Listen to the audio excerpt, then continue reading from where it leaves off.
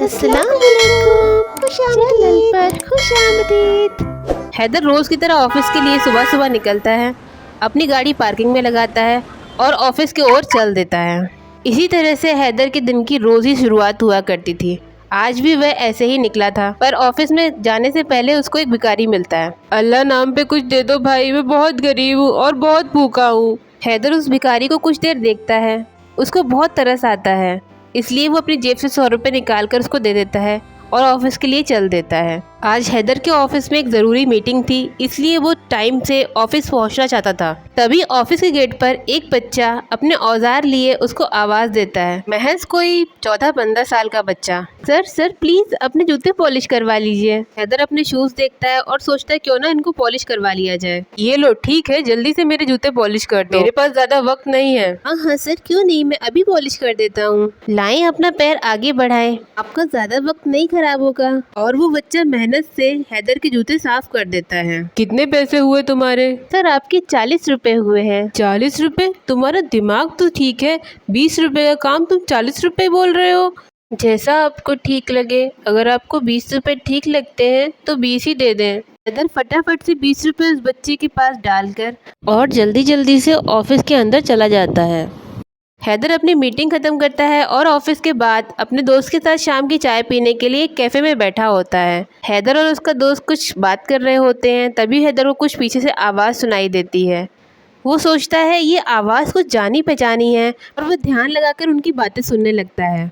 अरे बंदा, 100 रुपये बहुत हैं, मैंने तुम्हें दे तो दिए हैं, और कितने पैसे चाहिए? 1500 रुपये रोज़ कुछ कम तो नहीं है, फिलहाल मैं और मेहनत करूँगा। ये इलाका बहुत रिच लोगों का इलाका है, सब ऑफिस वाले यहाँ पर रहते हैं, तुम्हें यहाँ पर ज़्यादा दिहाड़ी मिल सकती है अगर तुम ज़्यादा मेहनत करो।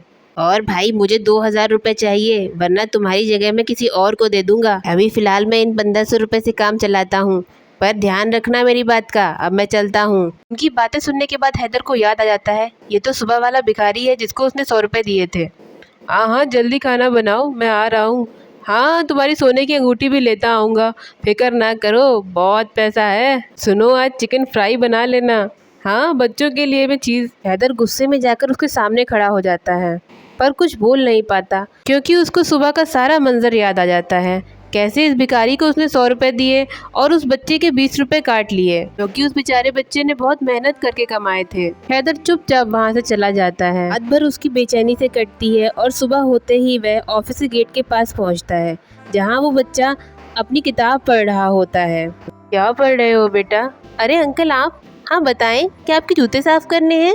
अरे नहीं, बस मुझे तुमसे बात करने का मन था। क्या पढ़ रहे थे बेटा? और मुझे बताओ कि तुम्हारे घर में कौन कौन है और तुम ये काम क्यों करते हो और कब से करते हो? अंकल, मैं अपने घर में सबसे बड़ा हूँ, मैं हाई स्कूल में पढ़ता हूँ। घर में एक छोटा भाई है और अम्मी है। अब्बू का 7 माह पहले इंतकाल हो गया था, इसलिए मैं ये काम करता हूँ। पहले ये काम अब्बू करते थे, इसलिए काम भी कर लेता हूँ और पढ़ भी लेता हूँ। तो बेटा कितना कमा लेते हो और क्या तुम्हारा गुजारा हो जाता है? हाँ अंकल, कभी 100, कभी 200 या फिर 300 का हो जाता है, या फिर कभी कुछ भी नहीं मिलता। कभी दोनों वक्त का खाना मिलता है तो कभी एक वक्त का, या फिर ऐसे भी सोना पड़ जाता है। मेरा और अम्मी का तो कुछ नहीं अंकल, पर मेरा भाई नहीं समझता, वो छोटा है ना, वो बहुत रोता है। उस बच्चे की बात में एकदम खो जाता है और ध्यान से सब सुनता रहता है। उसके बाद वो अपनी जेब से कुछ पैसे निकाल कर उस बच्चे की तरफ बढ़ाता है और कहता है, बेटा इन पैसों को रख लो, तुम्हारे काम आएंगे बेटा, इनको रख लो। अरे नहीं अंकल, मैं इन पैसों को नहीं रख सकता, ये पैसे मेरे नहीं हैं, मैं कैसे रख सकता हूँ इनको? अरे नहीं बेटा, इन पैसों को रख लो, ये तुम्हारे लिए बहुत काम आएंगे, तुम बहुत मेहनती बच्चे हो, अल्लाह तुम्हारी ज़रूर मदद करेगा। हैदर उन पैसों को उस बच्चे को ज़बरदस्ती दे करके वहाँ से चला जाता है। वो बच्चा उन पैसों को देखकर बहुत खुश होता है और मन ही मन पता नहीं क्या सोचता रहता है। 1 महीने बाद हैदर अपने घर का सामान लेकर निकल रहा होता है, तभी उसको फल की दुकान दिखाई देती है और वो फल खरीदने के लिए रुक जाता है। सेब क्या हिसाब है? अरे अंकल आप? अरे वाह बेटा, तुमने तो बहुत अच्छी फलों की दुकान ली है। हाँ अंकल, सब अल्लाह का शुक्र है और ये आपकी भी मदद का कमाल है। आपने जो मुझे पैसे दिए थे उनमें कुछ पैसे और मिलाकर मैंने ये दुकान शुरू की और अब तो इसमें बहुत मुनाफा है। मैं टाइम टू टाइम पे दुकान लगाता हूँ, पढ़ भी पाता हूँ और आपको पता है अब हमें भूखा नहीं सोना पड़ता। अच्छा रहा है आप मिल गए मुझे, मैं आपका बहुत शुक्रिया अदा करना चाहता था। अरे नहीं बेटा, ये सब अल्लाह की मर्जी और तुम्हारी मेहनत का नतीजा है।